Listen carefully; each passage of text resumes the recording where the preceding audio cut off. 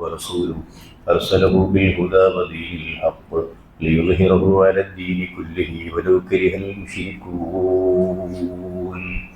اللهم صل على محمد وعلى آل محمد كما صليت على إبراهيم وعلى آل إبراهيم إنك حميد مجيد.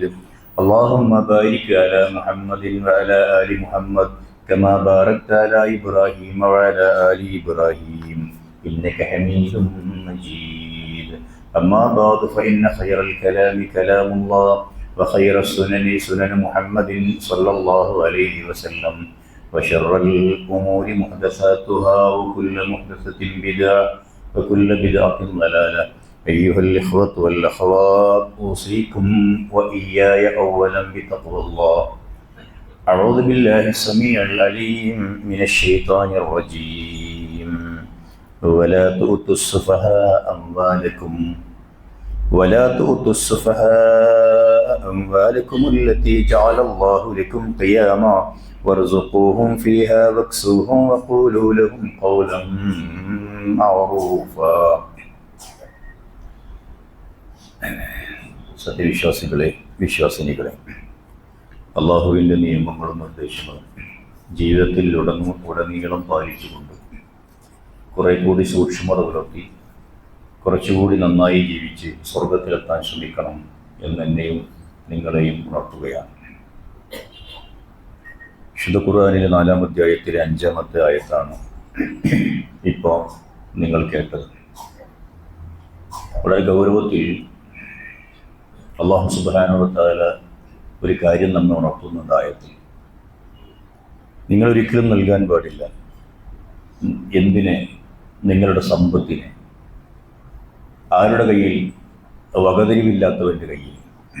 അതെങ്ങനെ ചെലവഴിക്കണം എന്നറിയാത്തവൻ്റെ, അതിൻ്റെ വിലയറിയാത്തവൻ്റെ ആ ഒരു അവസ്ഥയിൽ ഉള്ള ആളുകളെയാണ് സുഫഹ എന്ന് ഈ ആയത്ത് പരിചയപ്പെടുത്തുന്നത്. സമ്പത്ത് എന്ന് പറയുന്ന അള്ളാഹുവിൻ്റെ അനുഗ്രഹത്തെ, അൽ മാൽ വൽ ബനൂൻ സീനത്തുൽ ഹയാത്തി ദുനിയ, ഈ ദുനിയാവിലെ അനുഗ്രഹമായിട്ടാണ്, വലിയ അനുഗ്രഹമായിട്ടാണ് അള്ളാഹു സുബ്ഹാനഹു വ തആല സൂറത്തുൽ കഹ്ഫിൽ പരിചയപ്പെടുത്തിയിരുന്നത്. ആ അനുഗ്രഹങ്ങൾ അള്ളാഹു എല്ലാവർക്കും ഒരേ അളവിൽ കൊടുത്തിട്ടില്ല. അങ്ങനെ കൊടുത്താൽ ഈ ലോകത്തെ മനുഷ്യന്റെ നിലനിൽപ്പിൽ തന്നെ അത് വലിയ പ്രശ്നമാവും. അതുകൊണ്ട് അള്ളാഹു സുബ്ഹാനഹു വ തആല ചിലർക്ക് നന്നായി കൊടുത്തു, ചിലർക്ക് യബ്സുത്തു വ യഖ്ദിർ, രണ്ടും ചെയ്തു. ആ രണ്ടും അള്ളാഹു സുബ്ഹാനഹു വ തആല പരീക്ഷണമായിട്ട് തന്നെയാണ് നൽകിയിട്ടുള്ളതും നൽകാതിരുന്നിട്ടുള്ളതും എന്ന കാര്യം നമുക്കറിയാം. ഇവിടെ മനുഷ്യന്റെ ആവശ്യങ്ങൾ നിർവഹിക്കണമെങ്കിൽ അനിവാര്യമായി നമ്മുടെ കയ്യിൽ ഉണ്ടാവേണ്ട ഒരു സാധനമാണ് സമ്പത്ത് എന്നത്, പണമെന്നത്. അതില്ലാതെ ജീവിക്കാനാവില്ല. പക്ഷെ എത്ര അളവിൽ വേണം, എത്ര കിട്ടിയാലാണ് സന്തോഷത്തോടു കൂടി ജീവിക്കാനാവുക? അത് ഓരോരുത്തരുടെയും മാനസികാവസ്ഥക്കനുസരിച്ച് മാറി മാറി വരും. പണമുണ്ടാക്കുന്നിടത്ത് നിയമങ്ങളുണ്ട്, പണം ചെലവഴിക്കുന്നിടത്ത് എമ്പാടും നിയമങ്ങളുണ്ട്. ഈ രണ്ട് നിയമങ്ങളും മനുഷ്യന്റെ മനസ്സിന്റെ സ്വസ്ഥതയും കുടുംബത്തിന്റെ സ്വസ്ഥതയും പരലോക മോക്ഷവും ആഗ്രഹിച്ചുകൊണ്ട് അള്ളാഹുവിൻ്റെ മതം കൃത്യമായി നിർണയിക്കുകയും ചെയ്തിട്ടുണ്ട്. ഇതൊന്നും ആരും വായിച്ചു നോക്കാറോ പഠിക്കാറോ പാലിക്കാറോ ഇല്ല എന്നതാണ് ഒരു വസ്തുത. എല്ലാ വിവരവുമുള്ള, എല്ലാറ്റിനും യോഗ്യരായ ആളുകൾ പോലും സാമ്പത്തികമായിടത്ത് അള്ളാഹുവിൻ്റെ കൽപ്പനകൾ പാലിക്കുന്നിടത്ത് തോറ്റുപോകുന്നുണ്ട് എന്നതൊരു പ്രശ്നമാണ്. അതുകൊണ്ട് തന്നെ ഒരുപാട് അനർത്ഥങ്ങളും ഉണ്ടാകുന്നുണ്ട്. വലാ തുഅ്തു സുഫഹാ അംവാലക്കും, പണം കൈകാര്യം ചെയ്യാൻ നല്ല തൻ്റെടവും നല്ല വിവരവും അതിനനുസരിച്ചുള്ള നല്ല വിവേകവും വേണം എന്ന് ഈ ആയത്ത് പഠിപ്പിക്കുന്നുണ്ട്. എങ്ങനെയെങ്കിലും കയ്യിൽ കിട്ടുന്നത് ചെലവഴിക്കാൻ എല്ലാവർക്കും ആവും. പണം ചെലവഴിക്കാൻ എന്താണ് ഇത്ര പ്രയാസം? പണം ചെലവഴിക്കാനുള്ള മാർഗങ്ങളല്ലേ മുമ്പിലുള്ളൂ. അങ്ങനെ ചെലവഴിക്കാൻ പാടുണ്ടോ അള്ളാഹു നൽകുന്ന ഈ സമ്പത്ത് എന്നതിനെക്കുറിച്ചൊരു ആലോചനയുണ്ടാവണം. ഇന്നല്ലാഹ കരിഹ ലക്കും സലാസ, 3 കാര്യങ്ങൾ പടച്ച തമ്പുരാൻ വെറുക്കുന്നു നിങ്ങളിൽ നിന്നുണ്ടാകുന്നത്. അതിൽ ഒന്ന് ഖീല വഖാൽ, കണ്ടതും കേട്ടതും ഒക്കെ പറഞ്ഞു പരത്തുകയും പറഞ്ഞു നടക്കുകയും ചെയ്യാൻ. സത്യാവസ്ഥ എന്താണെന്ന് പഠിക്കാറില്ല, ആലോചിക്കാറില്ല, ചോദിച്ച് മനസ്സിലാക്കാറില്ല. കേട്ടു, പറഞ്ഞു. അങ്ങനെ പറയണമെന്ന് അള്ളാഹുവിന്റെ മതം പറഞ്ഞിട്ടില്ലല്ലോ. അതുകൊണ്ട് ഈ വിഷയത്തിൽ എനിക്ക് കിട്ടിയ ഈ പ്രസ്താവന, ഈ മെസ്സേജ് ശരിയാണോ തെറ്റാണോ എന്ന് ബോധ്യം വന്നതിന് ശേഷം, ഇനി ശരിയാണ് എന്ന് തീരുമാനിച്ചാൽ തന്നെയും തീർച്ചപ്പെടുത്തിയാൽ തന്നെയും ഞാനത് പറയേണ്ടതുണ്ടോ അത് പിന്നീട് ആലോചിക്കണം. ഓരോ വിഷയത്തിലും ഞാനത് ചെയ്യാൻ പാടുണ്ടോ എന്ന് ആലോചിക്കുന്നവരാണ് മുസ്ലിം. ആലോചിക്കാത്തവനാണ് മുസ്ലിം അല്ലാത്ത ആളുകൾ. മുസ്ലിമിനെ സംബന്ധിച്ചിടത്തോളം സംസാരിക്കുമ്പോൾ, ഓരോ പ്രവർത്തനങ്ങൾ ചെയ്യുമ്പോൾ എല്ലാ വിഷയത്തിലും ഈ ആലോചന ഉണ്ടാവണം. മറ്റൊന്ന് ഇളാഅത്തുൽ മാൽ, ധനം നഷ്ടപ്പെടുത്തി കളയുക, ദുർവ്യയം ചെയ്യുക, ലക്കും ലഗാനുമില്ലാതെ കാശ് ചെലവഴിക്കുക. അതാണ് ഇപ്പോ ചെറിയ ദരിദ്രരായ ആളുകൾ തൊട്ട് വലിയ കോടീശ്വരന്മാര്, ശതകോടീശ്വരന്മാരായ ആളുകൾക്കും ഒരുപോലെ ബാധിച്ച രോഗം. ദൂർത്തടിച്ച് ചെലവഴിക്കുക. എന്തിന് ചെലവഴിക്കണം, എത്രത്തോളം ചെലവഴിക്കണം, ഞാനിവിടെ ചെലവഴിക്കേണ്ടതുണ്ടോ, ആലോചനയില്ല. അതാണ് വലിയൊരു പ്രശ്നം. അള്ളാഹുവിന് അങ്ങേയറ്റം വെറുപ്പുള്ള 3 കാര്യങ്ങളിൽ ഒന്ന് വകസ്റത്തു സുആൽ, ചോദ്യങ്ങൾ ചോദിച്ചുകൊണ്ടേയിരിക്കുക. ചോദ്യങ്ങൾ ചോദിച്ച് ബുദ്ധിമുട്ടുണ്ടാക്കുക, ചോദ്യങ്ങൾ ചോദിച്ച് ഇഷ്കാലുകൾ ഉണ്ടാക്കുക, ചോദ്യങ്ങൾ ചോദിച്ച് അവനവന്റെ മനസ്സമാധാനം കെടുത്തുക. ആളുകളുടെ ചോദ്യങ്ങൾ ഉന്നയിച്ചുകൊണ്ട് നന്നായി നടന്നു പോകുന്ന സകലതിനെയും വിള്ളലുകൾ ഉണ്ടാക്കുക.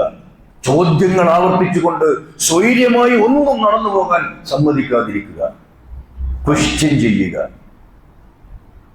ചോദ്യം ചെയ്യുക. പഠിക്കാൻ വേണ്ടിയുള്ള ചോദിക്കലിനെ അല്ല ഇതുകൊണ്ട് ഉദ്ദേശിക്കുന്നത്. ഇത് മറ്റൊരു സംഭവമാണ്. അതുകൊണ്ട് നമ്മെ സംബന്ധിച്ചിടത്തോളം ധന ദുർവിനിയോഗത്തിൽ ഉൾപ്പെടുന്ന സംഭവമാണ് ധൂർത്ത് എന്നത്. വലാ തുബദ്ദിർ തബ്ദീറ, നിങ്ങൾ അങ്ങനെയാവരുത്. ഇന്നൽ മുബദ്ദിരീൻ കാനൂ ഇഖ്വാന ശയാത്തീൻ, മുബദ്ദിരീങ്ങളായ ആളുകൾ പിശാചിന്റെ ഇക്കാക്കമാരാകുന്നു എന്നാണ് അള്ളാഹുവിന്റെ കിതാബ് പറയുന്നത്. ഇഖ്വാന ശയാത്തീൻ, പിശാചിന്റെ കൂട്ടുകാർ, സഹോദരങ്ങളാണ്. അപ്പോ പൈശാചികമായൊരു സ്വഭാവമാണ്. പണം എന്റെ കീശയിലുള്ളതല്ലേ, എന്റേതല്ലേ, ഞാൻ അധ്വാനിച്ച് കിട്ടിയതല്ലേ, എനിക്കെങ്ങനെയും ചെലവഴിച്ചുകൂടെ? ആ ചോദ്യം ഒരു മുസ്ലിം ചോദിക്കരുത് എന്നാണ് അള്ളാഹുവിന്റെ കിതാബ് നമ്മളോട് പറയുന്നത്. ഇബാദുർ റഹ്മാന്റെ സ്വഭാവം വിശദീകരിക്കുന്നിടത്ത് ഇബാദുർ റഹ്മാൻ ആ ആയത്തിന്റെ താഴേക്ക് എങ്ങനെ പോന്നാൽ വല്ലദീന ഇദാ അൻഫഖൂ, പണം ചെലവഴിക്കുന്നിടത്ത് അവരുടെ രീതി എന്താണ്? ലം യുസ്രിഫു, അമിതവ്യയം നടത്തുകയില്ല. വലം യഖ്തുറു, പിശുക്കി പിടിക്കുകയുമില്ല.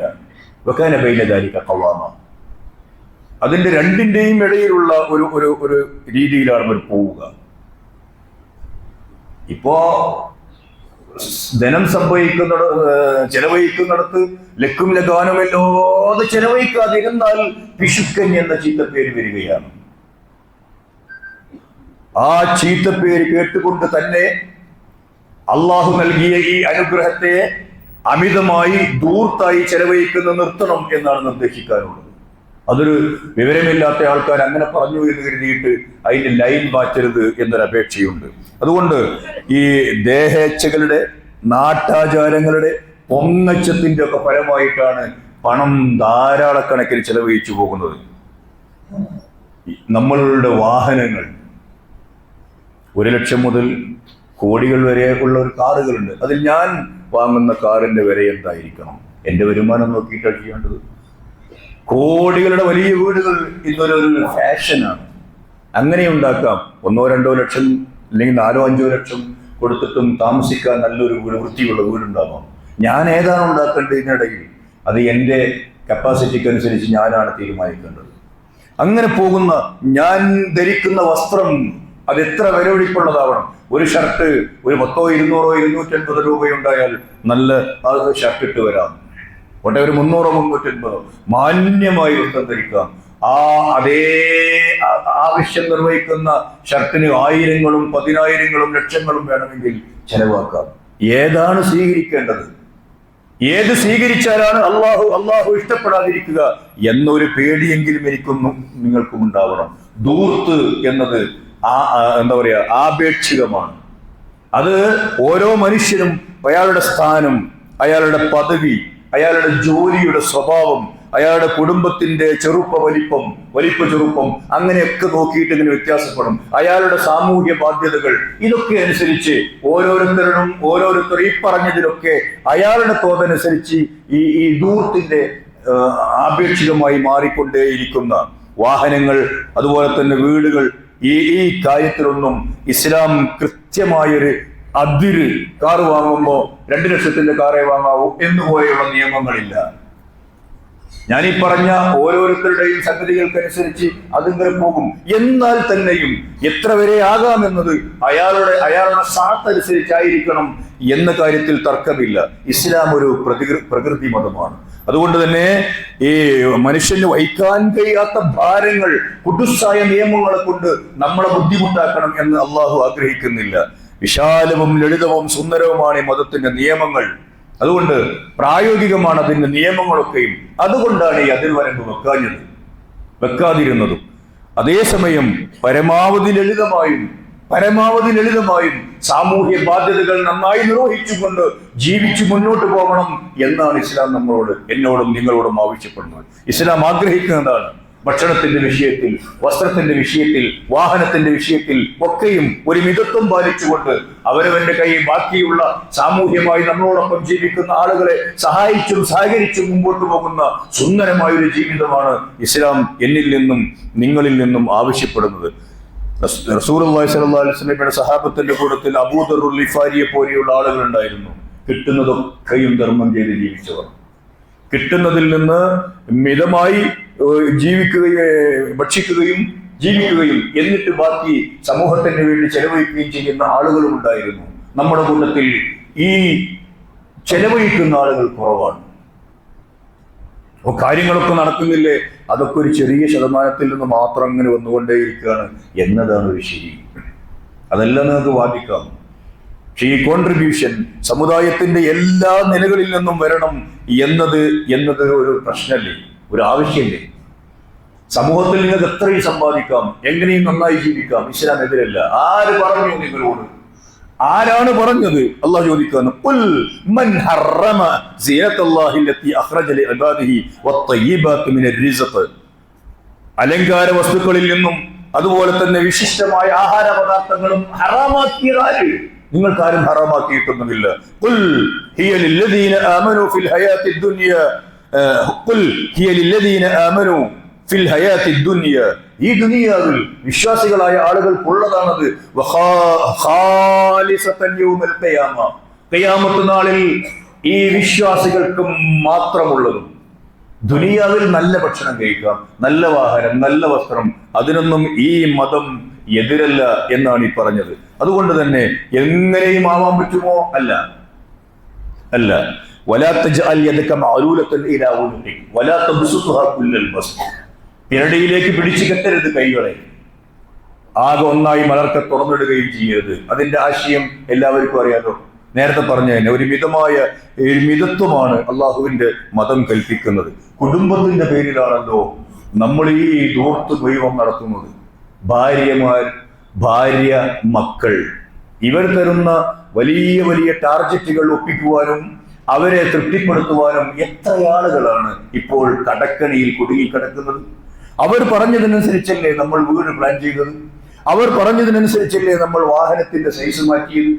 അവർ പറഞ്ഞതിനനുസരിച്ചല്ലേ നമ്മൾ ഡ്രസ്സ് എടുക്കുന്നത്? നമ്മളുടെ കൊക്കിൽ ഒതുങ്ങുന്നതാണോ എന്ന് പലരും ആലോചിക്കുന്നില്ല. അതൊരു വസ്തുതയാണ്. അള്ളാഹുവിന്റെ മതം അങ്ങനെ ചെയ്യണമെന്ന് നമ്മളോട് കൽപ്പിച്ചിട്ടില്ല. കുടുംബത്തിന് വേണ്ടി നമ്മുടെ കഴിവനുസരിച്ച് ചെലവാക്കേണ്ടതുള്ളൂ, ചെലവാക്കിയാൽ മതി എന്ന് അള്ളാഹുവിന്റെ മതം നമ്മൾ പഠിപ്പിക്കുന്നുണ്ട്. ഒന്നിലേറെ സ്ഥലങ്ങൾ അസ്കിനൂഹുന്ന മിൻ ഹൈസു സകൻതും മിൻ വുജ്ദികും മിൻ സഅതികും എന്നും തഫ്സീർ. നിങ്ങളുടെ കപ്പാസിറ്റിക്ക് അനുസരിച്ചുള്ള വീട് അവിടെ നിങ്ങൾ താമസിക്കുക. എന്നിട്ട് ലിയുൻഫിഖൂ ദൂ സഅതിൻ മിൻ സഅതിഹി, അടുത്ത ആയത്തിൽ അവിടെ സഅത്ത് തന്നെ കൃത്യമായിട്ടാണ് പറഞ്ഞു. ദൂ സഅതിൻ മിൻ സഅതിഹി, എന്റെ കഴിവിനനുസരിച്ചാണ് ഞാൻ ചെലവഴിക്കേണ്ടത്, എന്റെ കഴിവിനനുസരിച്ച്. അതുകൊണ്ട് വമൻ ഖുദിറ അലൈഹി റിസ്ഖുഹു ഫൽയുൻഫിഖ് മിമ്മാ ആതാഹു അല്ലാഹ്, അല്ലാഹു നൽകിയതിൽ നിന്ന് ചെലവഴിക്കണം. ഓരോരുത്തരും അവരുടെ കഴിവനുസരിച്ച്. ഈ അൻഫിഖൂ എന്ന ആയത്ത് കേൾക്കുമ്പോൾ നാട്ടിലെ ധനാഢ്യരായ ആളുകളുടെ മുഖത്തേക്ക് മാത്രം നോക്കുന്ന ശീലം നിർത്തണം. ഓരോരുത്തരോടും അവനവന്റെ തോന്നൽ നോക്കൂ. മിമ്മ ആതാഹുല്ലാ, അള്ളാഹു നൽകിയതിൽ നിന്ന്. കുറച്ചാണെങ്കിൽ കുറച്ച് കൊടുത്താൽ മതി, അധികമുണ്ടെങ്കിൽ അധികം കൊടുക്കണം. അള്ളാഹ് പറയുന്നു, ലാ യുകല്ലിഫുല്ലാഹു നഫ്സൻ ഇല്ലാ മാ ആതാഹ. അയാൾക്ക് നൽകിയതിന്റെ തോതനുസരിച്ചല്ലാതെ കൊടുക്കണമെന്ന് പറയുന്നില്ല. നൽകിയതിന്റെ തോതനുസരിച്ച് കൊടുക്കണം. ഈ കൊടുക്കുക എന്ന് പറയുമ്പോൾ അതിന് കുറെ സംഗതികളുണ്ട്. കൊടുക്കണമെങ്കിൽ എന്ത് ചെയ്യണമെന്നറിയോ? അല്ലാഹു സുബ്ഹാനഹു വ തആല നൽകിയ ഒരു അമാനത്താണ് ഈ സമ്പത്ത് എന്ന് ഓർമ്മ വേണം. കൊടുക്കുന്ന സമ്പത്ത് ദാനധർമ്മത്തെ കുറിച്ച് പറഞ്ഞു. ധർമ്മം ചെയ്യുമ്പോൾ ധർമ്മം ചെയ്യുന്നവർക്ക് പോലും കടം വാങ്ങി പൊങ്ങച്ചം കാണിക്കുന്ന എത്ര ആളുകളുണ്ട്. കുലൂ വതസദ്ദഖൂ വൽബസൂ ഫീ ഗൈരി ഇസ്റാഫിൻ വലാ നഖീല. പ്രവാചകൻ അതിനെങ്ങനെ സ്വീകരിച്ചു? നിങ്ങൾ തിന്നണം, കുടിക്കണം, നിങ്ങൾ ധർമ്മങ്ങൾ ചെയ്യണം, അവിടെ ഒന്നും ഇസ്റാഫ് ഉണ്ടാവണ്ട, നിങ്ങളുടെ കപ്പാസിറ്റിക്ക് അനുസരിച്ചാവണമെന്ന്. നമ്മൾ ധർമ്മം അല്ലെങ്കിൽ പ്രസന്റേഷൻ അല്ലെങ്കിൽ അത് ഇതൊക്കെ കൊടുക്കാൻ വേണ്ടി എത്ര കടന്നു. ഒരു കല്യാണം നടക്കുന്നു, കല്യാണത്തിന് മകൾക്ക് സമ്മാനമായി ഇന്ന കാര്യങ്ങൾ. ആരാ ഇതൊക്കെ കണക്കാക്കിയത്? ആരും കണക്കാക്കിയതല്ല. നമ്മളങ്ങോട്ട് വലുതാവുകയാണ് സ്വയം. എന്നിട്ട് ഇത്ര പവൻ അങ്ങനെ ഇങ്ങനെ നോക്കുന്നു. ആ കല്യാണത്തിന് എത്ര ആളുകൾ പങ്കെടുക്കണം? നമ്മൾ സ്വയം വലുതാവുകയാണ്. നമ്മുടെ കപ്പാസിറ്റി നമുക്ക് മനസ്സിലാവാതെ പോവുകയാണ്. അതിന്റെ ഭക്ഷണം എങ്ങനെയായിരിക്കണം, ഇങ്ങനെയായിരിക്കണം. നമ്മൾ സ്വയം വലുതാവുകയാണ്. എന്നിട്ട് അതിന്റെ പേരിൽ ആളുകളോട് യാചിക്കേണ്ടയും കടം വരുത്തേണ്ടി വരികയും ചെയ്യുന്ന വല്ലാത്തൊരു പശ്ചാത്തലം. എന്തിനാണത്? നിങ്ങളുടെ കഴിവനുസരിച്ച് ചെയ്താൽ മതി എന്ന് വിശുദ്ധ ഖുർആൻ പറയുമ്പോൾ, അള്ളാഹുവിന്റെ ദീൻ പറയുമ്പോൾ നമ്മൾ എന്തുകൊണ്ട് അതനുസരിക്കുന്നില്ല എന്നൊരു ചോദ്യം നിലനിൽക്കുകയാണ്.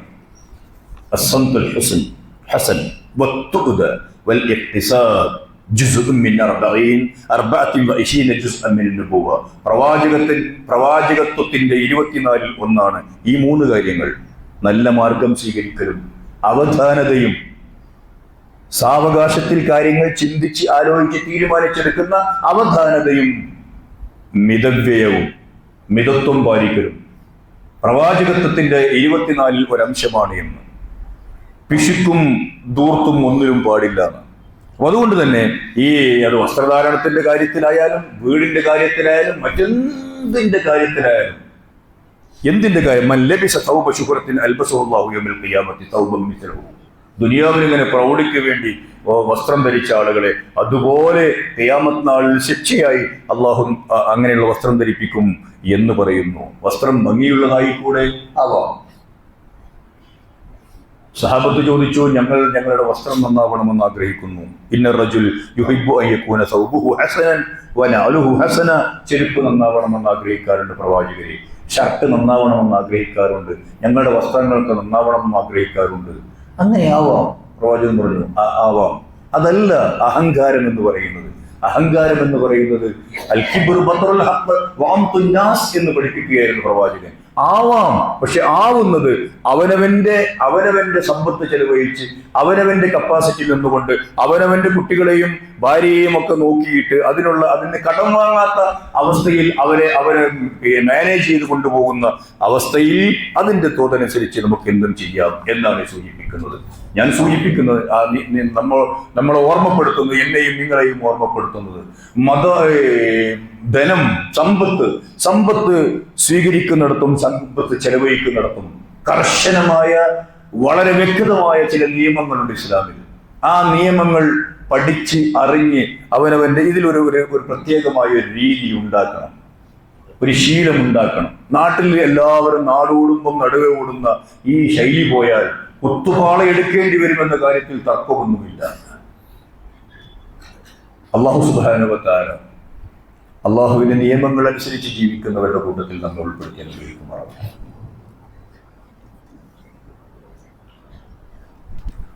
അൽഹംദുലില്ലാഹ് വസ്സലാത്തു വസ്സലാമു അലാ റസൂലില്ലാഹി വഅലാ ആലിഹി വസഹ്ബിഹി അജ്മഈൻ. അമ്മാ ബഅദ്. അയ്യുഹൽ ഇഖ്വ വൽ അഖ്വാത്ത്, ഊസികും ബിഇയ്യായ സാനിയൻ ബിതഖ്വല്ലാഹ്. സഹോദരന്മാരെ, സഹോദരികളെ, അള്ളാഹുവിന്റെ നിയമങ്ങളും നിർദ്ദേശങ്ങളും ജീവിതത്തിന്റെ എല്ലാ മേഖലയിലും സൂക്ഷിച്ചുകൊണ്ട് ജീവിക്കാൻ ശ്രമിക്കണം എന്നെന്നെയും നിങ്ങളെയും ഒന്നുകൂടെ ഉണർത്തുന്നു.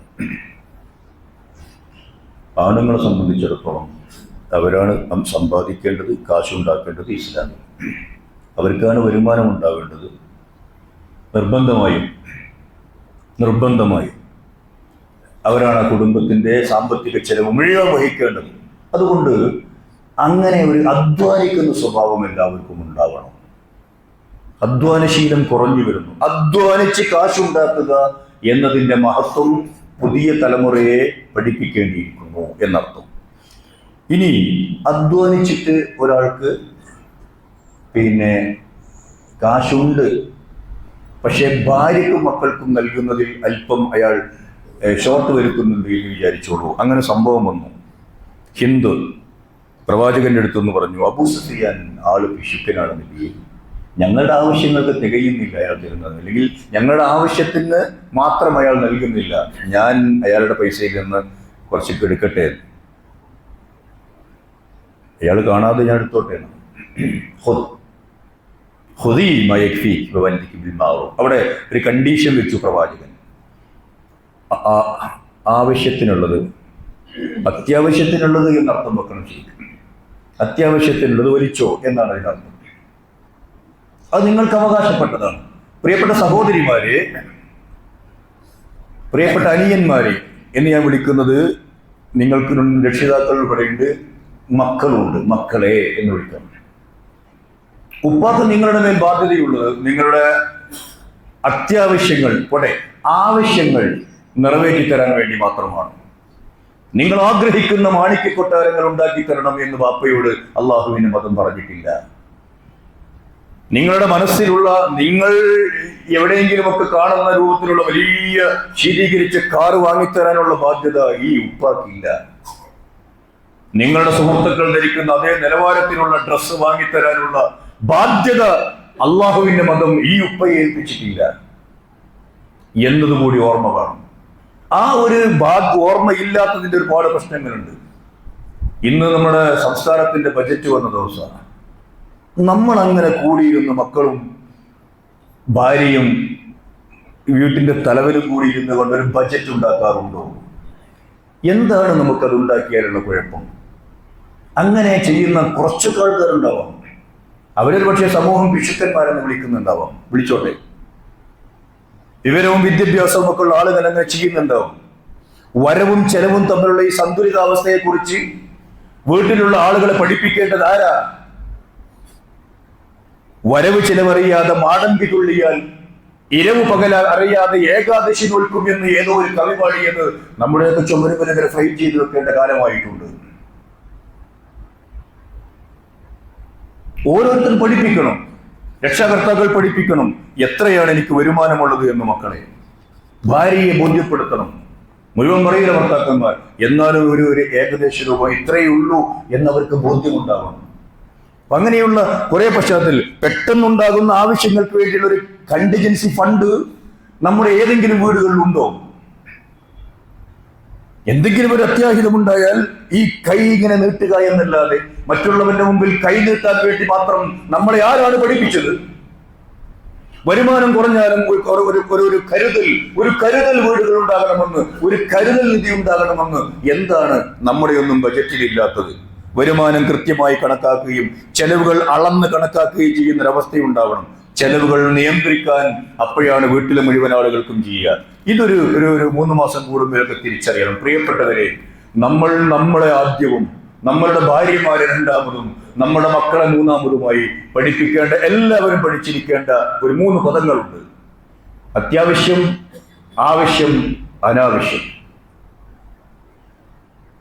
പണം ചെലവഴിക്കുമ്പോ ഇപ്പൊ ഞാൻ ചെലവഴിക്കുന്ന ഈ ആവശ്യം അത്യാവശ്യമാണോ, ആവശ്യമാണോ, അനാവശ്യമാണോ എന്നെന്താ ഒന്ന് ആലോചിച്ചാൽ പലപ്പോഴും നമ്മൾ ചെലവഴിക്കുന്ന ആയിരങ്ങൾ, പതിനായിരങ്ങൾ, ലക്ഷങ്ങൾ അനാവശ്യത്തിന് വേണ്ടിയായിരിക്കും. ചെലവാക്കാതിരുന്നൂടെ? ആവശ്യമാണെങ്കിലും മാറ്റിവെക്കാനോ, അത്യാവശ്യമാണെങ്കിൽ ചെലവഴിക്കണം. അതുകൊണ്ട് ഈ 3 പദങ്ങളുടെ അർത്ഥം നമ്മളൊക്കെ ഒന്ന് പഠിച്ചേ പറ്റൂ. അതുകൊണ്ട് നമ്മളെ സംബന്ധിച്ചിടത്തോളം, ഒന്ന്, ചെറുപ്പക്കാരായ ആളുകളോട് പ്രത്യേകിച്ച് ഞാൻ സൂചിപ്പിക്കുന്നു, ഒരു മഹാനായ പണ്ഡിതന്റെ കൂടെ ഒരു പായ്ക്കപ്പലിൽ കടലിലൂടെ യാത്ര ചെയ്യുന്ന ഒരു സംഘം വലിയ കാറ്റിലും കോളിലും പെട്ട് തകർന്ന് അടിഞ്ഞ് ആകെ നശിച്ചു പോകും എന്ന ഒരു അവസ്ഥ വന്നപ്പോ ഒരു കൂസലമില്ലാതെ ഇരിക്കുന്ന ഒരു പണ്ഡിതനുണ്ട് അതിൽ. അദ്ദേഹത്തിന്റെ അടുത്ത് അവർ ചോദിച്ചു, അവരിങ്ങനെ ആശ്ചര്യം, എന്നതിന് ബുദ്ധിമുട്ടെന്നോ പ്രയാസമെന്നോ ഈ ഇപ്പൊ അവരെ എത്തിപ്പെട്ട വല്ലാത്തൊരു ഒരു അവസ്ഥയില്ലേ, ഇതിനെന്താ മലയാളം പറയേണ്ടത് പറഞ്ഞു. അദ്ദേഹം വളരെ കൂളായി പറഞ്ഞു, അതേ വാക്ക് ആ ക്വസ്റ്റ്യൻ മാർക്കും അവരുടെ ആശ്ചര്യവും ഒക്കെ എടുത്തു കളഞ്ഞിട്ട് അതൊരു നെഗറ്റീവ് സെന്റൻസ് ആക്കി തിരിച്ചു കൊടുക്കും. ഇതല്ല യഥാർത്ഥത്തിൽ പ്രയാസം, ബുദ്ധിമുട്ട്, ക്ലേശം, എട്ടങ്ങേറ് എന്നൊന്നും പറയുന്ന ഇതല്ല. പിന്നെ എന്താണ്? അവനവന്റെ ആവശ്യങ്ങൾക്ക് വേണ്ടി മറ്റുള്ളവന്റെ മുമ്പിൽ ഈ കൈ ഇങ്ങനെ പിടിച്ചു നിൽക്കേണ്ടി വരലാണ്. ഈ ഒരു ആത്മാഭിമാനവും ബോധവും ഉണ്ടാക്കിയെടുത്ത ഒരു മതത്തിന്റെ അവകാശികളാണ് നമ്മൾ. യാചന എന്ന് പറയുന്നത് അത്രമേൽ ഇഷ്ടപ്പെടാത്ത ഒരു മതമാണ് നമ്മുടേത്. യാചകന്മാരായ ആളുകൾ ഖിയാമത്ത് നാളിൽ എങ്ങനെ വരുമെന്ന് അള്ളാഹുവിന്റെ പ്രവാചകൻ വിശദീകരിക്കുന്നുണ്ട്. ഒറ്റ പ്രാവശ്യം അത് വായിച്ചാൽ എങ്ങനെയെങ്കിലും അതിൽ നിന്ന് രക്ഷപ്പെടാനുള്ള ശ്രമമുണ്ടാകും. രക്ഷപ്പെടാം എല്ലാവർക്കും. എങ്ങനെ? ഈ ഒരു ക്രമം സാമ്പത്തികമായി ചെലവഴിക്കുന്നിടത്ത് ഉണ്ടാവണം. ഒന്ന് പഠിപ്പിക്കുക പുതിയ തലമുറയെ, നമ്മളും പഠിക്കുക. ലാ തൻദുറു ഇലാ മൻ ഹുവ ഫൗഖക്കും വലാകിൻ ഉൻദുറു ഇലാ മൻ ഹുവ അസ്ഫല മിൻകും. പട്ടിണി കിടക്കുന്ന എത്രയോ ആളുകളുണ്ട്. കൂരക്കകത്ത് ചോർന്നരിക്കുന്ന കൂരക്കകത്ത് ഇപ്പോഴും താമസിക്കുന്ന ആളുകളുണ്ട്. സ്വന്തമായി വാഹനമില്ലാത്ത എത്രയോ ആളുകളുണ്ട്. ആളുകളിലേക്ക് നോക്കാൻ പഠിപ്പിക്കുക നമ്മൾ. അവസാനം ഖനാഅത്ത് എന്ന് പറയുന്ന ഒരു പദത്തെ കുറിച്ച് പഠിക്കുക. അൽ ഖനാഅത്ത് മിൻ അജ്ലി അഖ്ലാഖിൽ മുഅ്മിനീൻ വഹിയ അലാമത്തുൻ അനിർ റിളാ ബിഖദരില്ലാഹ്. അല്ലാഹുവാണ് എനിക്ക് ഇത്രയും സാമ്പത്തിക ശേഷി കണക്കാക്കിയത്, ഞാൻ അതിൽ ഹാപ്പിയാണ് എന്നിടത്ത് നിൽക്കാത്തത് ഈമാനില്ലാത്തവനാണ്. തൗഹീദിന്റെ ഈമാനിന്റെ അടിക്കല്ല് എന്ന് പറയുന്നത് ഈ ഖനാഅത്താണ്. അള്ളാഹു എനിക്ക് വിധിച്ചതിൽ ഞാൻ തൃപ്തിപ്പെട്ടിരിക്കുന്നു എന്ന ബോധമാണ്. അതുകൊണ്ട് മാക്സിമം അവനവന്റെ മക്കളെയും ഭാര്യയെയും അവനവന്റെ കുടുംബത്തെ പോറ്റാൻ അധ്വാനിക്കുക. ആ അധ്വാനിച്ച് സംതൃപ്തമായി അവരെ പോറ്റി ജീവിക്കുക. ഇത്രയല്ലേ അള്ളാഹ് പറഞ്ഞുള്ളൂ. സാമ്പത്തികമായി അത്രയല്ലേ ബാധ്യതയുള്ളൂ. അതിൽ നിന്ന് മിച്ചം വെക്കുക. ആ മിച്ചം വെച്ചതിൽ നിന്ന് നമ്മളെക്കാൾ കഷ്ടപ്പെടുന്ന ആളുകളെ കണ്ടാൽ അവരെ സഹായിക്കുക. ഇതാണ് അല്ലാഹു സുബ്ഹാനഹു വ തആല നമ്മെ ഈ വിഷയത്തിൽ ഏൽപ്പിക്കുന്ന ഇതിനൊക്കെ ഒരു ബെല്ലും ബ്രേക്കും സംഗതികളും നിയമങ്ങളും സംഗതികളും ഒക്കെ ഉണ്ടാവണം. ശീലിച്ചതനുസരിച്ച് ഇങ്ങനെ പോയാൽ വലിയ കടക്കണിയിലാണ് എല്ലാവരും. പലരും കടം കൊണ്ട് വലഞ്ഞവർ എന്നത് എല്ലാവരും ആയിപ്പോവുക. അതിപ്പോൾ ചിലപ്പം നമ്മൾ അറിയില്ല, ബാങ്കില് 10 ലക്ഷം 15 ലക്ഷം 20 ലക്ഷം 50 ലക്ഷം ഒക്കെ ബാങ്കിൽ ലോണിന്റെ പേരിലായിരിക്കും. പലരോടും വായ്പ വാങ്ങിയിട്ട് ഇപ്പൊ വളരെ എളുപ്പമാണ്. കൈ നീട്ടണ്ട, ഒന്നും വേണ്ട, വാട്സപ്പിൽ ഒറ്റ മെസ്സേജ്, ഇത്ര ഗൂഗിൾ പേ ചെയ്യും. എന്തോ ഒരു സുഖമുള്ള കാലഘട്ടം. ഒക്കെയും നമ്മൾ കടക്കടിയിലേക്ക് വീണു പോകാനുള്ള സൗകര്യങ്ങളാണ് എല്ലാവരും ഒരുക്കി വെച്ചത്. കടമുള്ള അവളുടെ മയ്യത്ത് ഇവിടെ അങ്ങനെ കൊണ്ടുപോയി വെച്ചാൽ ആ മയ്യത്ത്, കടമുള്ളവന്റെ മയ്യത്ത് നമസ്കരിക്കാൻ പ്രവാചകൻ മാറി നിന്നിരുന്നു എന്ന കഥ അറിയുമോ നിങ്ങൾക്ക്? മരണം എപ്പോഴും നമ്മുടെ കൂടെയുണ്ട്. സ്വസ്ഥമായി ഞാൻ മരിച്ചു പോവുകയാണെങ്കിൽ മക്കൾക്ക് ഉപ്പയുടെ കടം ഇല്ലാത്ത ഒരു അവസ്ഥയിൽ മരിച്ചു പോവാനാവണം എന്നൊന്ന് പരിശ്രമിച്ചുകൂടെ? അല്ലാഹു സുബ്ഹാനഹു വ തആല അത്തരക്കാരുടെ കൂട്ടത്തിൽ നമ്മെ ഉൾപ്പെടുത്തി അനുഗ്രഹിക്കുമാറാകട്ടെ. നമ്മുടെ മദ്രസയുടെ പണി ആരംഭിക്കുന്നുണ്ട് വളരെ അടുത്ത്. അതുമായി നമ്മൾ നിങ്ങളോട് നിർദ്ദേശിച്ചിരുന്ന അതിൻ്റെ സഹായങ്ങളും നമ്മുടെ കോൺട്രിബ്യൂഷനും എത്രയും പെട്ടെന്ന് നൽകണം എന്ന് ഉണർത്തുകയാണ്.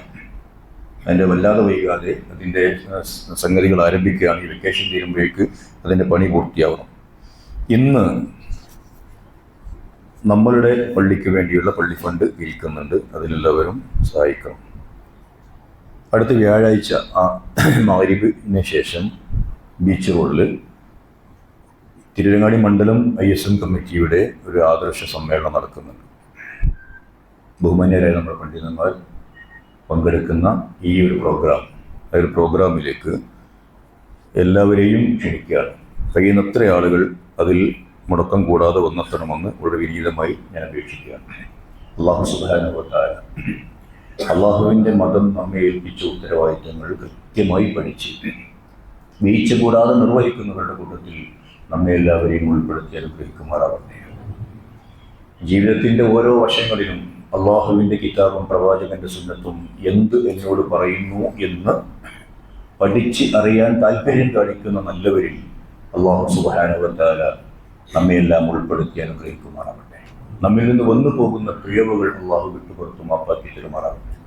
പരിശുദ്ധ റമളാനിനെ ആവേശപൂർവ്വം സന്തോഷപൂർവ്വം മനസ്സ് ശുദ്ധീകരിച്ചുകൊണ്ട് സ്വീകരിക്കുവാൻ ഒരുങ്ങുന്ന നല്ലവരിൽ അള്ളാഹു സുബ്ഹാനഹു വ തആല നമ്മെ ഉൾപ്പെടുത്തുമാറാവട്ടെ. സർവശക്തനായ തമ്പുരാനെ, ഞങ്ങളെ എല്ലാവരെയും നീ റമളാനിലേക്ക് പ്രവേശിപ്പിക്കണമേ തമ്പുരാനെ. കൃത്യമായി സമാധാനപൂർവ്വം നിന്റെ തൃപ്തി ആഗ്രഹിച്ചുകൊണ്ട് അതിൽ അമലുകൾ ചെയ്യാൻ നീ ഞങ്ങൾക്ക് സൗഭാഗ്യം നൽകി അനുഗ്രഹിക്കണമേ നാഥ. ഞങ്ങളിൽ നിന്ന് മരണപ്പെട്ടു പോയവരെയും ഞങ്ങളെയും സ്വർഗ്ഗലോകത്ത് ജന്നാത്തുൽ ഫിർദൗസിൽ നീ ഒന്നിപ്പിക്കണമേ തമ്പുരാനെ. ഞങ്ങളിൽ രോഗം മൂലം കഷ്ടപ്പെടുന്ന ആളുകൾക്ക് നീ ശിഫ നൽകണമേ തമ്പുരാനെ. മാനസികമായി വ്യഥയനുഭവിക്കുന്ന ആളുകൾക്ക് ആശ്വാസം പകർന്നു കൊടുക്കണമേ റഹ്മാനെ. اللهم اغفر للمؤمنين والمؤمنات والمسلمين والمسلمات الأحياء منهم والأموات إنك مجيب الدعوات يا قاضي